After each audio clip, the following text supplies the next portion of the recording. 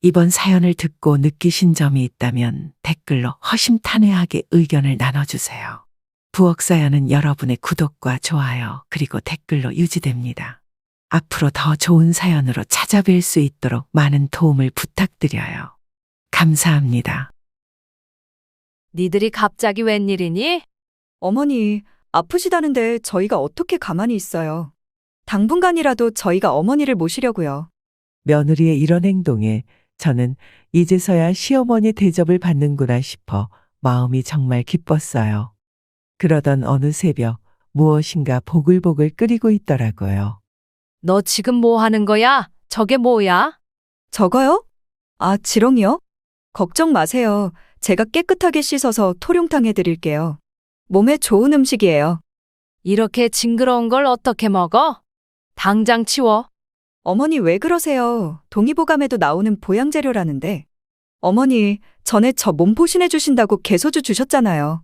그래서 저도 많이 알아보고 준비한 거예요.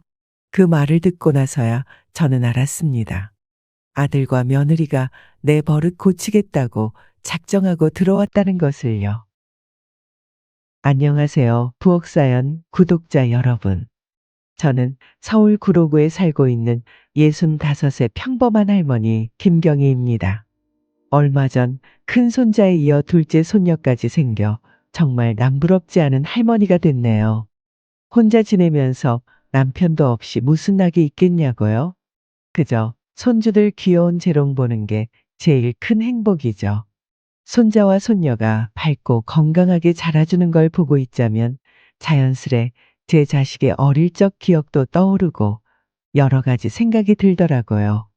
다 키워 장가 보내놓으면 지들끼리 알아서 살아라 하고 관심 딱 끊는 게 좋다는데 그게 말처럼 쉬운 게 아니더라고요. 자식은 다 키워도 여전히 자식이고 죽는 날까지 가까이 지내고 싶은 게 부모 마음이잖아요. 사실 저도 그랬어요. 아들을 장가 보내놓고 나니까 이제 할 일은 다 마쳤다 싶으면서도 뭔가 허전한 마음에 괜히 이것저것 간섭하고 아이들을 많이 힘들게 했습니다. 지금은 뭐가 잘못됐는지 알고 후회도 많이 하지만 그때는 정말 몰랐어요.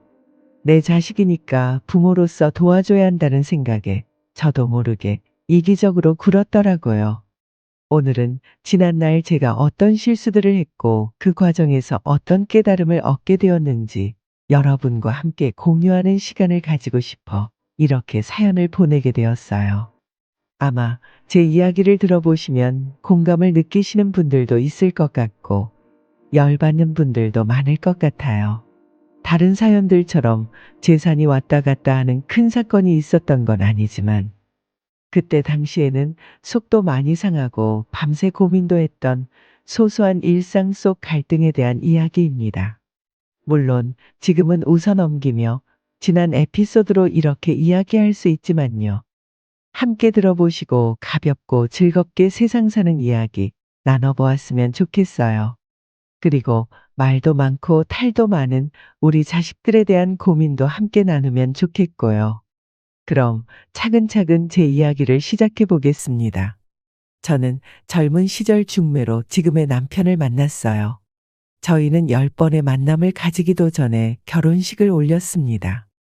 서로를 알게 된 지 한 달 만에 결혼식을 올렸으니 몇 마디 나누지도 못하고 부부가 된 거죠. 처음 그 사람을 봤을 때 저보다 6살이나 많아서 그런지 조금 무섭기도 하고 낯설기도 했습니다. 이 사람과 잘 살 수 있을까 하는 걱정도 많이 했죠. 그렇게 불안한 마음을 안고 결혼 후 남편과 함께 서울로 훌쩍 올라왔어요.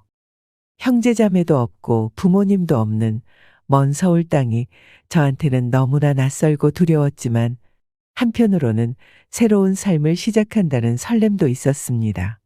연애 결혼은 아니었지만 남편은 저를 많이 아껴줬어요. 어린 나이에 아무것도 할 줄 모르는 저를 한 번도 탓하거나 나무란 적이 없었습니다. 저는 집안의 막내로 태어나 요리를 하는 재주도 없었고 다른 집안일도 못했어요. 부모님도 저를 곱게만 키우셔서 솔직히 나이가 들어서도 어리광쟁이 같은 면이 있었습니다. 시집 온 초기에는 만들 수 있는 반찬도 몇 가지 없고 국도 제대로 끓이지 못해서 밥상은 초라하기 그지없었죠. 양념을 잘 못 쓰거나 식재료를 제대로 다듬지 못해 생긴 사고도 한두 개가 아니랍니다. 그럼에도 불구하고 남편은 제가 차린 밥상을 항상 깨끗하게 먹어줬습니다. 언젠가 남편이 먼저 국을 먹고 있는데 표정이 너무 이상한 거예요. 나중에 국을 떠서 맛을 봤더니 세상에 된장국이 달았습니다. 여보, 이렇게 이상하면 말을 하지. 내가 소금 대신 설탕을 잘못 넣었나 봐. 먹을 만한데 왜 그래? 그냥 둬. 설탕이 잔뜩 들어간 된장국이라니. 남편은 그런 것마저 내색하지 않는 고마운 사람이었죠. 다른 집안일도 마찬가지였어요. 천성이 깔끔하고 야무진 남편은 청소와 같은 굳은 집안일을 저보다 더 꼼꼼하게 챙겼습니다. 덕분에 제 결혼 생활은 쉽기만 했습니다. 남편의 자상한 보살핌 아래 평생 바보 같은 사람으로 살아왔어요. 여보, 은행에 가는 게 너무 복잡해. 당신이 좀 해주면 안 돼? 우리 시댁이랑 친정에 용돈 좀 보내고 싶어. 용돈? 그래, 알았어. 내가 오늘 보내고 올게. 매달 월급날이면 따박따박 생활비를 가져다 주고 늘 성실하게 일하면서 저를 그리 챙기고 아껴줬으니 제가 남편한테 얼마나 의지를 많이 했겠어요? 그래서 넉넉한 살림은 아니었지만 저는 공주 같은 속편한 성격으로 한평생을 살았습니다. 저희 부부 사이에는 아들이 하나 있었고 아들 하나 애지중지 잘 키우며 무던하게 세월을 보냈죠. 아들이 장가만 가면 남편과 저 둘이서 함께 여행 다니며 행복한 노년을 보낼 거라고 꿈꾸고 있었어요. 평생을 성실하게 살아온 남편이니 말년에는 좀 편안하게 보내기를 바라기도 했고요. 그런데 인생이 제 마음대로만 흘러가지는 않았습니다. 평생 고생한 그 사람을 왜 그렇게 갑자기 데려가셔야 했는지. 평소에 건강하던 남편은 건강검진도 잘 받지 않았거든요. 감기 걸리면 그냥 뜨거운 꿀물 마시고 약 한 번 먹는 일도 없었죠. 오히려 크고 작게 병원 신세를 진 건 늘 저였어요. 그런데 남편은 칠순을 코앞에 두고 심근경색으로 갑자기 쓰러져 세상을 떠나고 말았습니다. 사실 시아버님도 심근경색으로 세상을 떠났었는데 그런 가족력이 있었음에도 평소 건강을 잘 살피지 않았던 제 탓이 컸죠. 남편이 떠나고 나서 저는 세상을 다 잃은 듯 미친 사람처럼 지냈습니다. 남편 장례식 이후 1년 동안 제가 어떻게 살았는지 기억도 잘 안 나요. 그 와중에 유일한 가족인 아들 광수는 혼자 뭐가 그렇게 바쁘다고 집에 잘 있지도 않았습니다. 그러더니 남편이 세상을 떠난 지 1년쯤 지나서 결혼을 하겠다는 거예요. 그 말을 들었을 때 마치 버림받은 기분이 들었습니다. 혼자 남았다는 생각에 광수에게 더 의지하게 되었는데 그 아이는 제 마음을 전혀 이해하지 못하는 것 같더군요. 사실 남편이 살아있을 때 이미 결혼 계획이 있기는 했었어요. 하지만 남편이 갑자기 세상을 떠나게 되면서 결혼을 무기한 미뤘죠. 사람들은 나이가 적은 것도 아닌데 1년이나 지났으면 이제 좀 털고 일어나야지. 왜 아직도 그렇게 지내냐고 말하더라고요. 모두 맞는 이야기긴 하지만 사실 지금도 남편 이야기를 하면 눈에 눈물이 절로 고여요. 남편에 비해 저는 그이에게 너무 못해준 일이 많아 미련이 남았습니다. 그리고 솔직히 말하면 그런 마음을 아들에게 풀고 싶기도 했어요. 남편에게 못다 준 애정을 아들에게 듬뿍 주고 싶다는 욕심이 있었거든요. 지금 돌아보면 어리석고 이상한 생각이었는데 그땐 묘하게 그런 생각이 들었네요. 그래도 아들의 결혼을 이해하려고 노력했어요. 그래, 광수도 자기 인생을 살아야지 하고요. 저는 마음의 준비가 되지 않은 채로 아들의 결혼을 준비해야 했습니다. 상견례 자리에서 그런 섭섭함을 알게 모르게 내보였는지 사돈어른이 이렇게 위로의 말을 건네주셨어요. 이제 가족이 하나 더 생겼다고 생각하세요. 애들도 자주 찾아뵐 겁니다. 그 말이 어찌나 반가웠는지 모릅니다. 저도 내심 아들 내외의 그런 모습을 기대했어요. 그래 줄 거지, 미나야? 자주 얼굴 보여줄 거지? 그럼요, 어머니. 저희가 자주 찾아뵐게요. 너무 걱정하지 마세요. 그 말을 들으니 한편으로는 마음이 놓이면서도 또 한편으로는 정말 그렇게 할 수 있을까 하는 의구심이 들긴 했죠. 그러고 보니 그때 사돈 어른은 이렇게도 말씀하셨네요. 미나가 애교가 많지 않아서 살갑게 자라지 못해도 오해하지 마세요. 속이 깊은 아이니 예쁘게 봐주시고 딸처럼 대해주세요. 아들이 결혼한다는 소식에 섭섭한 마음도 있었지만 그래도 딸 같은 며느리를 얻었다고 생각하면 오히려 좋지 않을까 하는 기대도 점점 생기기 시작했습니다. 광수는 아빠와 달리 아주 다정한 성격은 아니었거든요. 자기 아빠와 닮은 건 무뚝뚝한 말투뿐이었죠. 그래도 며느리는 같은 여자니까 아들과 달리 대화도 더 잘 통할 것 같고 함께 할 수 있는 일도 많을 것 같았어요. 그 후 광수와 미나는 양가의 축복 속에 아름다운 결혼식을 마쳤어요. 아들 내외는 맞벌이였습니다. 애들이 둘 다 회사 다니느라 바쁜 건 알지만 제 기대와 달리 주말에 저에게 찾아오는 일은 그리 많지 않았어요. 오히려 자기들끼리만 놀러 다니기 바쁘더라고요. 매주 한 번씩까지는 아니어도 그래도 한 달에 두세 번은 와야 하는 거 아닌가 싶어 슬슬 불만이 차오르기 시작했습니다. 처음에는 아들한테 전화를 많이 했어요. 광수야, 주말에 뭐 해? 시간 되면 집에 와서 밥 먹고 가. 엄마가 맛있는 갈비찜 해줄게. 이번 주말이요?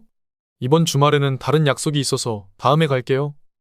그런데 처음에는 연락을 하면 곧잘 찾아오던 광수도 시간이 지날수록 찾아오는 횟수를 줄여가기 시작했어요.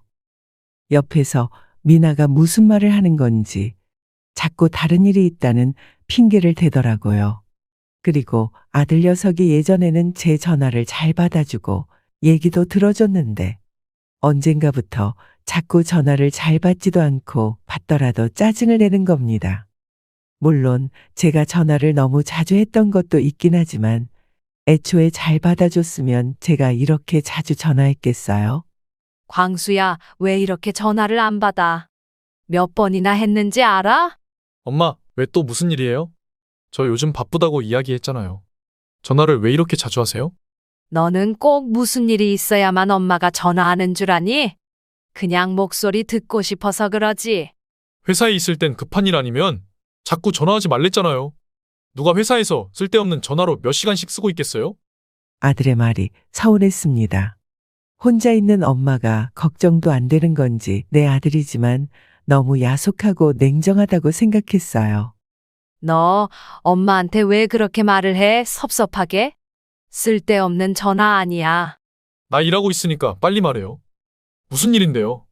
사실 급한 일은 아니긴 했죠. 홈쇼핑에서 사고 싶은 옷이 있는데 인터넷으로 주문해달라는 이야기였으니까요.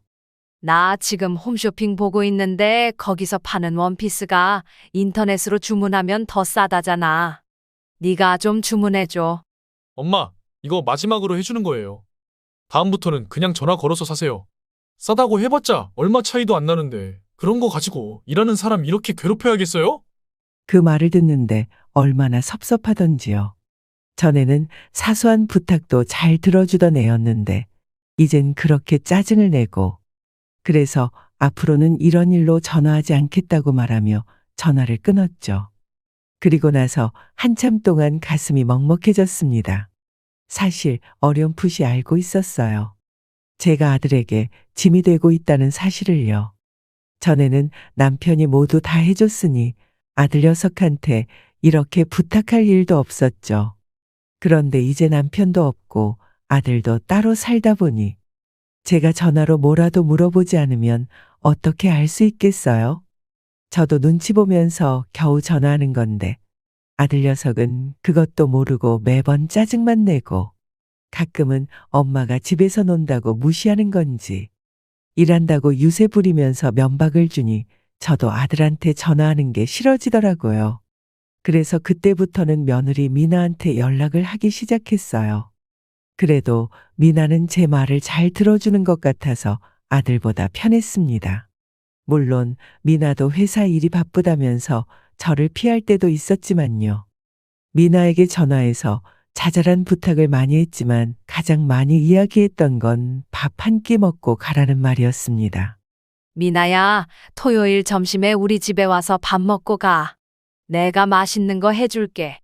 그랬더니 미나가 조금 망설이면서 말하더라고요. 어머니, 토요일에는 제가 결혼식 갈 일이 있어서요. 결혼식? 주변에 결혼 안 한 사람이 그렇게 많니? 어떻게 매번 결혼식이야? 저희 회사 사람이라 그래요. 저희 결혼식에도 와주신 분이라 꼭 가야 해요. 죄송해요, 어머니. 그럼 저녁이라도 와. 어차피 결혼식 갔다가 집에 가서 저녁 차리기 피곤할 거 아니니? 그럼 저녁에 꼭 와, 알겠지? 오라는 말을 하지 않으면 오겠다는 소리도 안 하니 제가 이렇게 눈치 없는 사람처럼 억지로 초대해야 겨우 오는 것 같더라고요. 그 애들 없으면 못 사는 것도 아니고 이렇게까지 해야 하나 싶어 짜증이 나기도 했지만 뭐 어쩌겠어요. 아쉬운 사람이 불러야지요. 그렇게 억지로라도 불러서 같이 밥을 먹고 이야기도 좀 나누면서 시간을 보내려고 하면 아이들은 온 지 몇 시간도 되지 않아 금방 자리를 뜨려고 했습니다. 엄마, 이제 슬슬 가봐야겠어요. 엄마도 좀 쉬셔야죠. 뭐? 아니, 온 지 얼마나 됐다고 벌써 간다는 거야? 커피 한 잔 마시고 가. 아까 마셨잖아요. 그리고 지금 벌써 9시예요. 우리도 가서 좀 쉬어야지. 여기서 쉬면 되지. 아니면 이불 깔아줄게. 자고 가. 내일 어차피 일요일이잖아. 제가 그렇게 잡으면 며느리는 조심스럽게 말을 꺼냈습니다. 어머니, 저희도 가서 할 일이 좀 있어요. 오늘 하루 종일 나가 있었더니 좀 피곤하기도 하고요. 다음 주에 또 올게요. 너무 섭섭해하지 마세요. 맨날 오면 금방 가버리고 또 그렇게 가면 자주 오지도 않으니까 섭섭했지요. 저는 무뚝뚝한 아들보다 며느리와 빨리 친해지고 싶은 마음에 이렇게 물었습니다. 광수야, 네가 그렇게 바쁘면 미나라도 혼자 오면 안 되겠니? 미나야, 너 결혼한 지 얼마나 됐는데 집에 혼자 오는 게 싫지는 않지? 엄마, 이 사람이 나보다 더 바쁜데 뭘 자꾸 오라고 그래요? 안 돼요. 저의 제안에 광수가 한숨을 쉬며 딱 잘라 거절했어요. 그럴 때 저는 속상한 마음을 숨기지 않았습니다. 얼굴 보면 얼마나 본다고. 모처럼 왔을 때 종일같이 있으면 좀 좋아. 엄마, 우리는 주말에 좀 쉬고 싶어요. 엄마 집에 오면 우리가 쉬는 것 같아요? 어떻게 시댁에 왔는데 편하게만 있겠어요? 아무리 잘해주셔도 미나는 힘들어해요. 그렇게 아들 내외는 한참을 옥신각신하다 겨우 집을 빠져나가곤 했습니다. 며느리와 빨리 가까워지면 모든 게 해결될 거라고 생각했는데 그마저도 쉽지 않으니 참 답답했어요. 그러던 어느 날 아들이 집으로 혼자 찾아왔습니다. 그리고 잠시 망설이더니 이런 말을 꺼내는 거예요. 엄마, 맨날 이거 해달라 저거 해달라 하시는데 심지어 에어컨 필터까지 매번 씻어달라는 사람이 어딨어요. 예전에는 네 아빠가 다 해줘서 그런 거지.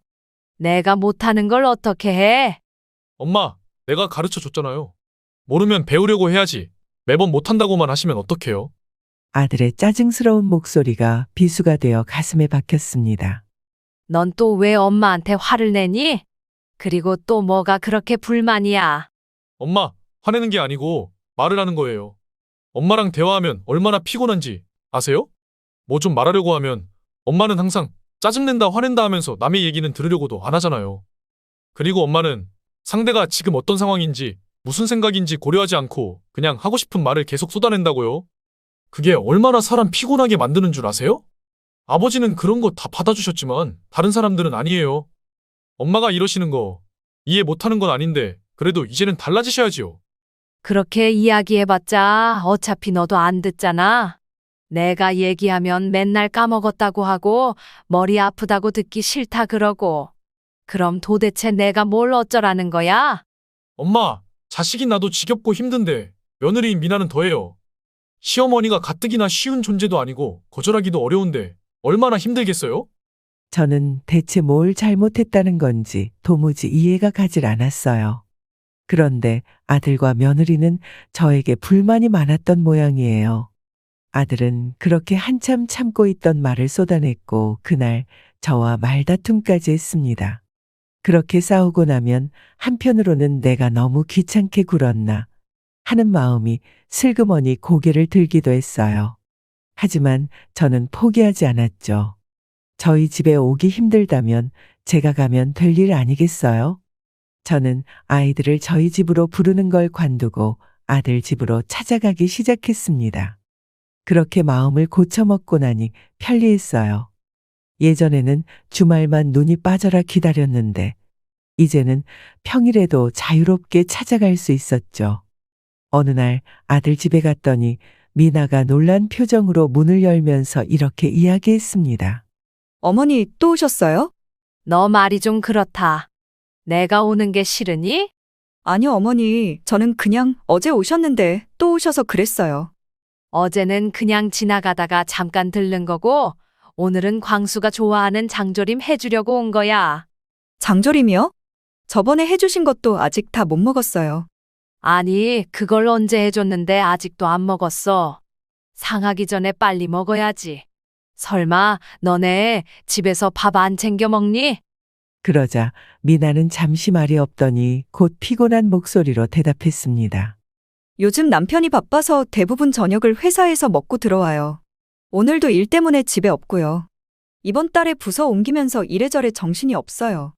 남편이 바쁠 때일수록 네가 옆에서 잘 챙겨야지. 그리고 사 먹는 밥이 몸에 좋지도 않잖아.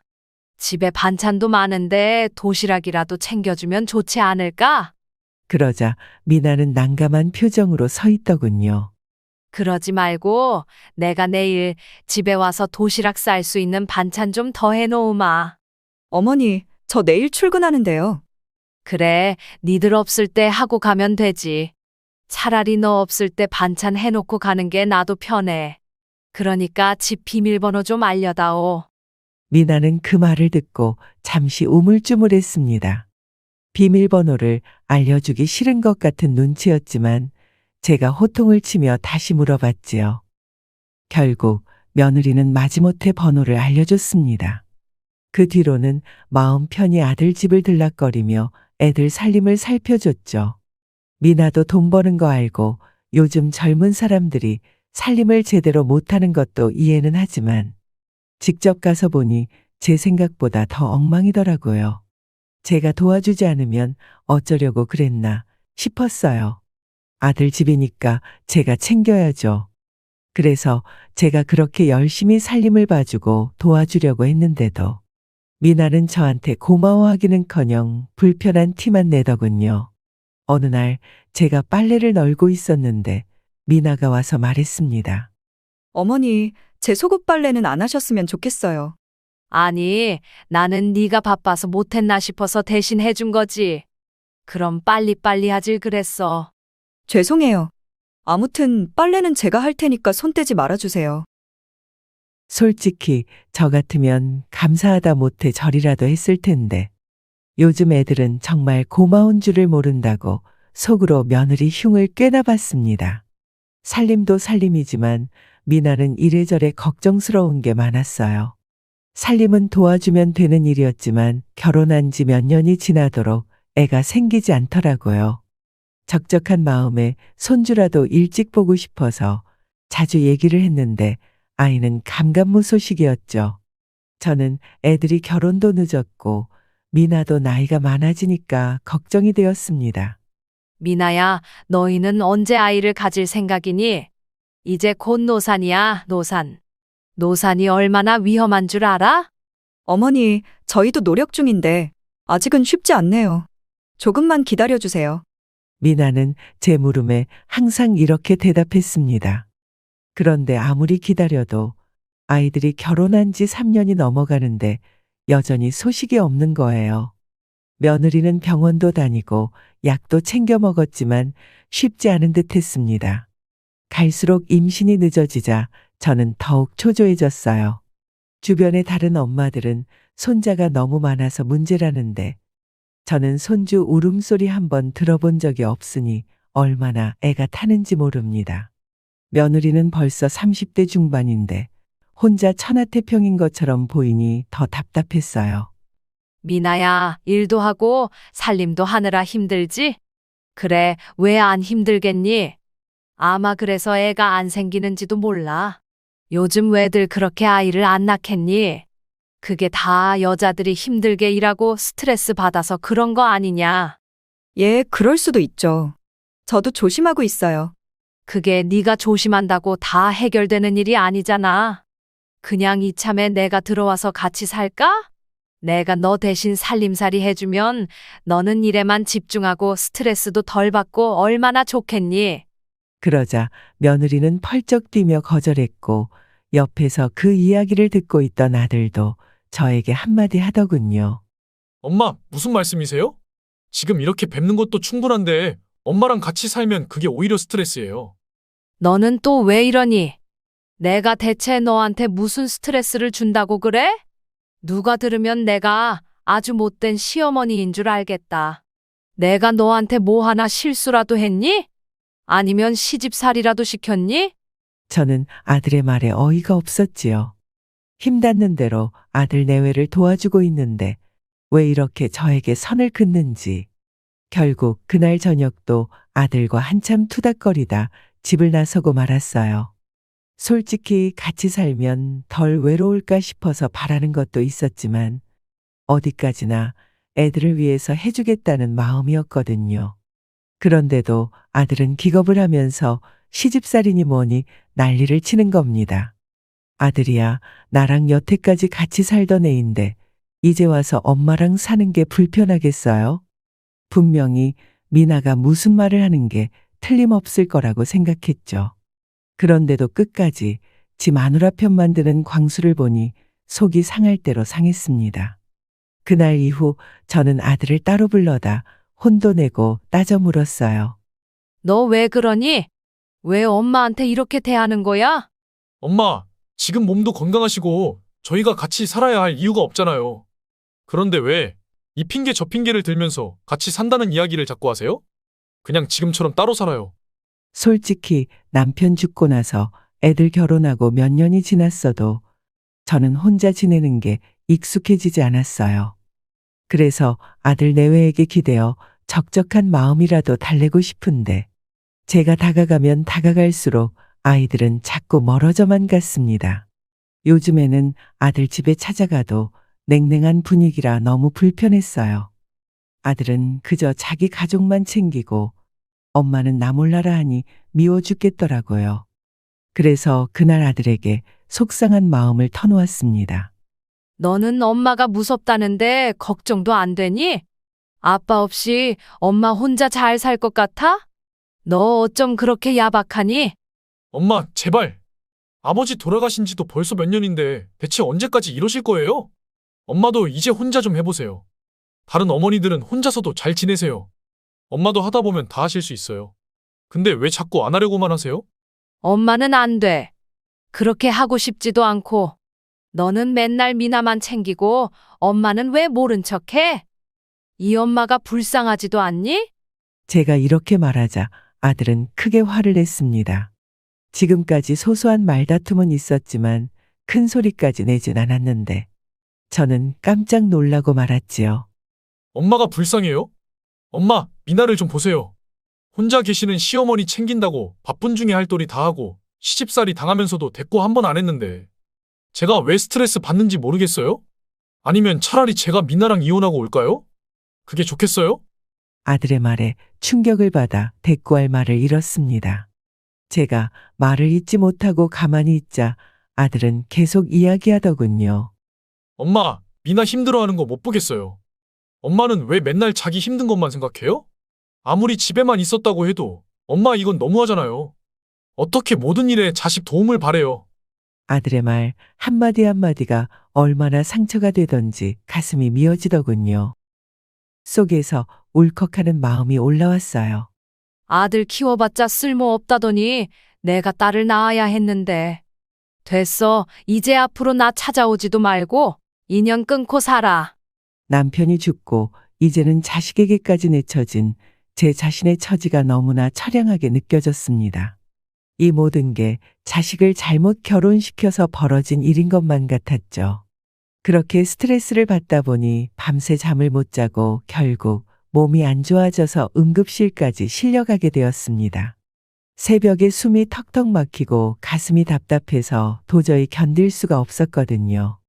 그래서 직접 119를 불러서 구급차에 실려 병원으로 갔습니다. 병원에 도착하자마자 의사 선생님이 물었어요. 어디가 아프세요? 말씀하실 수 있으세요?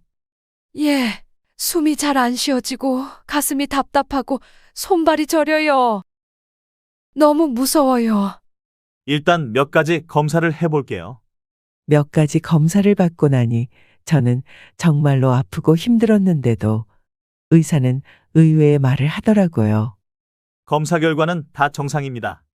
어디 이상이 있는 부분도 없어요. 혹시 정신과에 다니세요? 아니, 지금 나더러 정신병자라는 거예요? 몸에는 이상이 없는데 숨이 안 쉬어진다고 하셔서요. 정신적인 문제일 수 있어요.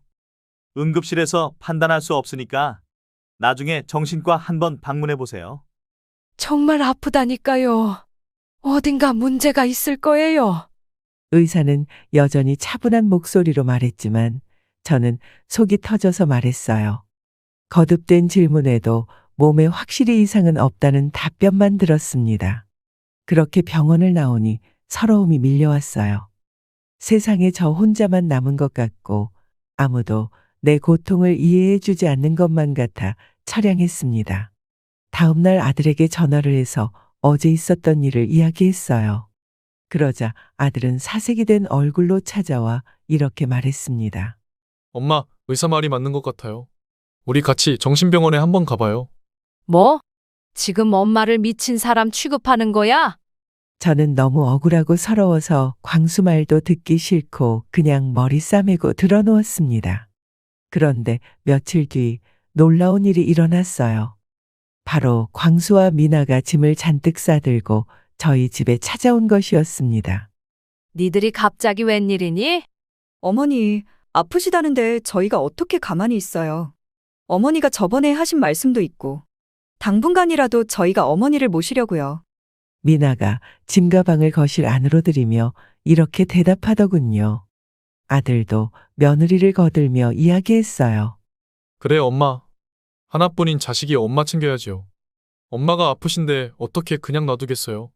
앞으로 우리 짐 들어와야 하니까 나머지는 천천히 하자. 그 말을 들으니 아들이나 며느리도 내가 아프다는 걸 알고 그냥 내버려 두진 않는구나 싶었습니다. 그제서야 마음이 조금 놓이더군요. 애들이 나를 버리지 않았구나 하는 안도감이 들었어요. 미나가 저를 챙기겠다고 회사에 휴가까지 냈습니다. 며느리의 이런 행동에 저는 이제서야 시어머니 대접을 받는구나 싶어 마음이 정말 기뻤어요. 어제까지는 아픈 게 그렇게 서럽기만 하더니 오히려 그게 잘된 일이었구나 싶었습니다. 앞으로는 아들 며느리한테 대우받으면서 행복하게 지낼 날들만 꿈꾸게 됐죠. 그날 이후로 아들이 출근하고 없는 동안 미나와 단둘이 지내게 되었어요. 이것저것 같이 할 생각에 마음이 부풀었죠. 하지만 그동안 혼자 사는 게 익숙해져 있다 보니 같이 지내는 게 편하지만은 않더라고요.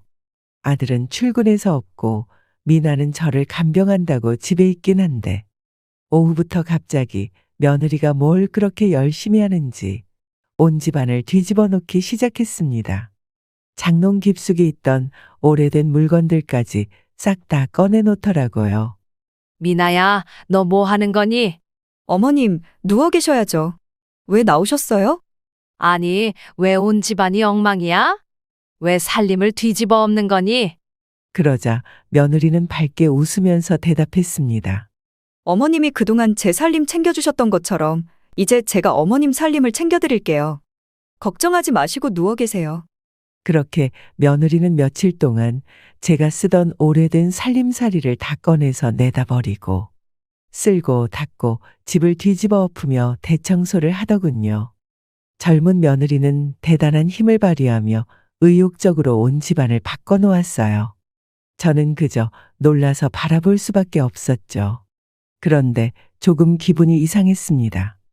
제가 오랫동안 가지고 있던 낡은 물건은 모두 사라지고 젊은 며느리의 취향에 맞는 세련된 물건들이 들어오기 시작했어요. 보기에는 예쁘고 좋았지만 어떻게 사용하는지 도통 모를 물건들 뿐이었습니다. 생각해보니 제가 아들 집에 가서 살림살이를 봐주던 게 이런 기분이었을까 싶더라고요. 며느리가 온 집안의 살림을 뒤집어 엎는 걸 보니 아무리 그래도 좀 과하지 않나 싶었어요.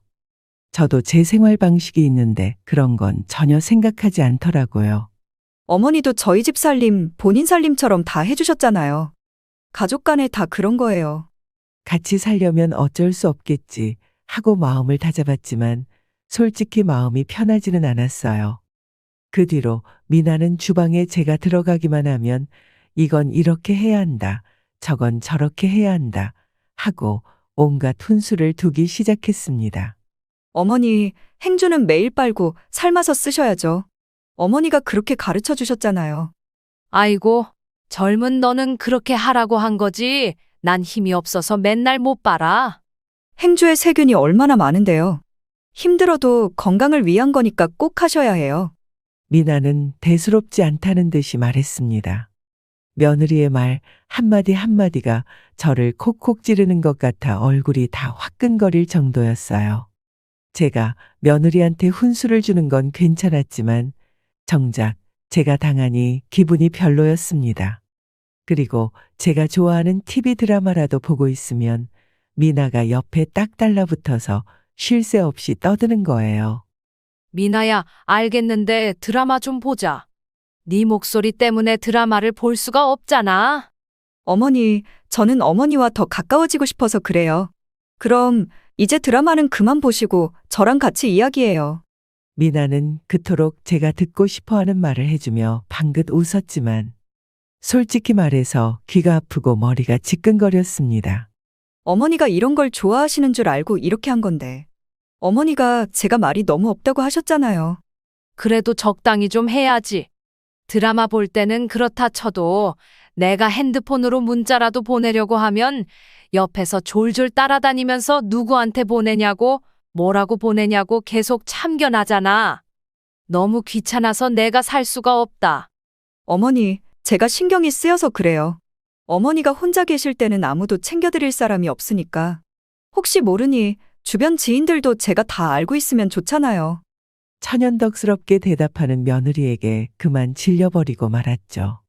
처음엔 고마운 마음도 있었지만 시간이 지날수록 미나의 행동 하나하나가 부담스러워지기 시작했습니다. 집안 어디를 가도 졸졸 따라다니고 뭐 하나 할 때마다 참견을 하니 나중엔 집안에서도 마음이 편하지 않더군요. 제발 따라다니지 말라고 말을 해도 그때뿐이고 다음 날이면 다시 똑같이 반복하니 미치고 팔짝 뛸 노릇이었어요. 원래 미나가 말도 별로 없고 조용해서 싫었는데 이제는 한시도 말을 쉬지 않고 주변을 계속 맴돌고 있으니 신경이 쓰여 죽을 지경이었습니다. 같이 살면 편할 줄 알았는데 오히려 불편한 점이 더 많아졌어요. 집이 답답하게 느껴지고 내 개인 생활이 전혀 없는 것 같아 내 집이 내 집 같지 않았죠. 답답해서 그런지 밤에는 잠도 잘 오지 않고 혼자 이런저런 생각에 빠지곤 했어요. 그러던 어느 새벽 물 한 잔 마시러 주방으로 나가봤더니 미나가 큰 냄비를 불 위에 올려놓고 무엇인가 보글보글 끓이고 있더라고요. 열어보니 여러 가지 한약 재료가 들어가 있었습니다. 도대체 이른 아침부터 뭘 만드나 궁금하여 주변을 둘러보니 싱크대 한 구석에 있는 검은 봉지에 뭐가 가득 담겨 있는 거예요. 저는 무심코 그 봉지를 열어보았는데 그만 까무러치듯 놀라고 말았습니다. 그게 뭐였냐고요? 바로 꿈틀거리며 살아 움직이는 수백 마리의 지렁이였어요. 저는 지렁이 같은 벌레는 옛날부터 끔찍하게 싫어했습니다. 만지기는커녕 너무 무서워서 쳐다보지도 못하는 정도였죠. 그 끔찍한 모습을 보자마자 소리를 지르며 주방을 뛰어나왔어요. 그러자 화장실에서 미나가 손을 씻고 나오며 저를 어리둥절한 표정으로 쳐다보는 거예요. 너 지금 뭐 하는 거야? 저게 뭐야? 설마 저걸 먹으려고 물 끓이는 거야? 저거요? 아, 지렁이요? 네, 맞아요. 깜짝 놀라게 해드리려고 했는데. 걱정 마세요. 제가 깨끗하게 씻어서 토룡탕 해드릴게요. 몸에 좋은 음식이에요. 이렇게 징그러운 걸 어떻게 먹어? 당장 치워. 어머니 왜 그러세요? 동의보감에도 나오는 보양재료라는데. 제가 어머니 드리려고 열심히 준비한 건데. 저는 도저히 믿을 수가 없었어요. 지렁이를 끓여서 보양식을 만든다니 이게 무슨 말도 안 되는 일이냐고요. 그 자리에서 발을 동동 구르며 거의 울먹이다시피 당장 치워버리라고 애원했어요. 분명히 제가 지렁이를 세상에서 가장 싫어하는 걸 알 텐데 무슨 생각으로 그러는 건지 도저히 이해가 안 됐고 며느리가 일부러 저를 괴롭히려고 한다는 생각에 분노가 치밀어 올랐습니다. 며느리에게 소리를 지르려고 하는 순간 몇 달 전에 있었던 일이 갑자기 떠올랐어요. 며느리가 임신을 했었는데 2달을 못 채우고 유산한 적이 있었거든요. 몇 년을 기다려 겨우 임신했는데 갑자기 유산 소식을 들으니 황당하기까지 했지요.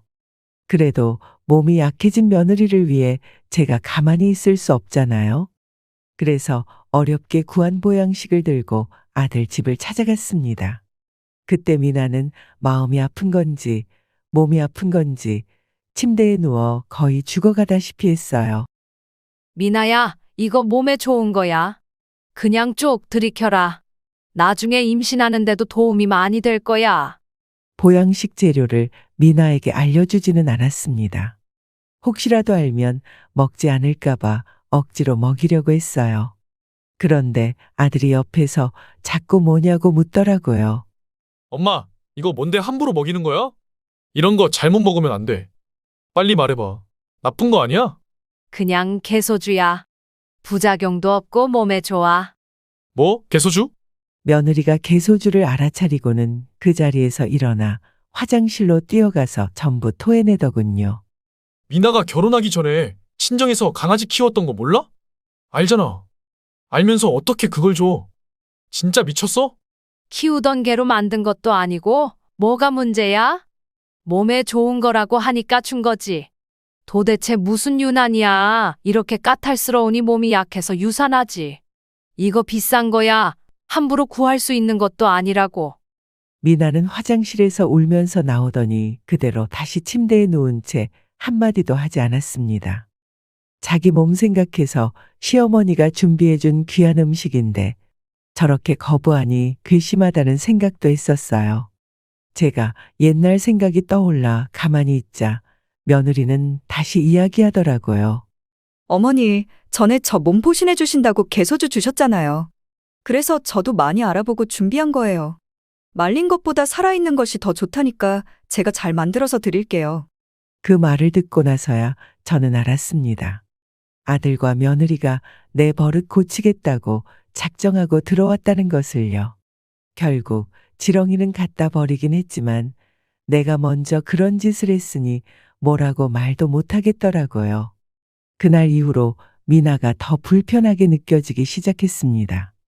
그런데 곰곰이 생각해 보니 며느리가 그동안 제 옆에서 귀찮게 했던 것들이 모두 제 했던 짓들이더라고요. 어쩐지 어디서 많이 듣던 소리 같았는데 자기들이 백날 설명해도 내가 못 알아들으니 똑같이 보여주려 했던 모양이에요. 며느리는 끈질기게 저희 행동을 똑같이 따라했고 결국 참다 못한 저는 아이들을 집 바깥으로 쫓아버리고 말았습니다. 니들 이제 집에 가라. 불편해서 못 살겠다. 그러자 아들이 진지한 얼굴로 그제서야 말을 꺼내더라고요. 엄마, 이제 좀 아시겠어요? 그동안 저희한테 어떻게 했는지. 근데 이거는 지금까지 하셨던 일에 비하면 약과예요. 그 말을 듣고 저는 그제서야 깨달았습니다. 제가 그동안 애들을 얼마나 괴롭혔는지 말이에요. 그리고 애들을 집으로 돌려보내고 나서 혼자 많이 생각했습니다. 생각 없이 그저 편하게 했던 제 행동 하나하나가 며느리에게 얼마나 큰 고통을 주었을지 반성이 많이 되더라고요. 사람이 직접 겪어봐야 깨닫는다더니 저는 그 나이 먹도록 참 철이 없었던 모양이에요. 뒤늦게 뼈아픈 반성을 한 저는 그제서야 홀로 서기를 해보려 노력하기 시작했습니다. 처음엔 참 어려웠어요. 습관처럼 아들을 찾고 며느리를 찾던 행동을 멈추려고 많이 노력했습니다. 그래도 아들이 했던 말처럼 하다 보니 다 하게 되더라고요. 혼자 나가서 은행 일도 보고 장도 보고 그러다 보니 동네 아줌마들하고도 친해지게 됐어요. 저도 모르게 애들을 찾는 횟수도 점점 줄어들었죠. 그러던 어느 날 드디어 집에 좋은 소식이 들려왔어요. 결혼하고 5년 만에 미나가 드디어 아이를 갖게 된 거예요. 그 소식을 듣자마자 오히려 제가 없으니 모든 일이 잘 풀리는구나 싶어 또 한 번 후회가 밀려오더라고요. 그래서 그 뒤로는 자식들에게 아무것도 바라는 것 없이 살기로 결심했어요. 적당히 거리를 두고 나니까 오히려 관계가 훨씬 좋아졌습니다. 애들이 알아서 찾아오니 섭섭할 것도 없고 나도 바라는 게 없으니 애들이 하는 모든 게 다 예뻐 보이기만 했어요. 덕분에 그 뒤로 애들은 둘째도 하나 더 낳고 지금까지 잘 지내고 있습니다. 이렇게 옛날 이야기를 정리해보니 부끄럽다는 생각이 들어 얼굴이 다 화끈거리네요. 남편의 넘치는 사랑은 저를 몹시 행복하게 만들어 주었지만 한편으로는 저를 연약한 사람으로 만들기도 한 것 같아요. 아들 며느리와 한참을 옥신각신하다 이제서야 조금씩 깨달아가고 있답니다. 그저 웃기는 여자의 웃기는 이야기네 하고 재미있게 들어주셨으면 좋겠어요. 여러분, 혹시 저와 비슷한 경험을 해보신 분이 있나요? 또는 저처럼 철없는 시어머니 때문에 마음고생 하셨던 분이 계시나요? 그렇다면 편하게 한마디 남겨주세요. 살다 보면 웃고 울고 화내면서 그리고 각자의 실수를 깨닫고 조금 더 나아지면서 그렇게 사는 게 우리 인생 아니겠어요? 여기서 많은 인생 이야기를 나눠봤으면 좋겠습니다. 그럼 지금까지 저희 철딱선이 없는 이야기에 귀 기울여 주셔서 감사해요. 항상 행복하고 건강하세요. 오늘 사연 어떻게 들으셨나요? 이번 이야기가 구독자분들에게 따뜻한 위로가 되었으면 좋겠습니다. 느끼신 점이 있다면 댓글로 허심탄회하게 의견을 나눠주세요.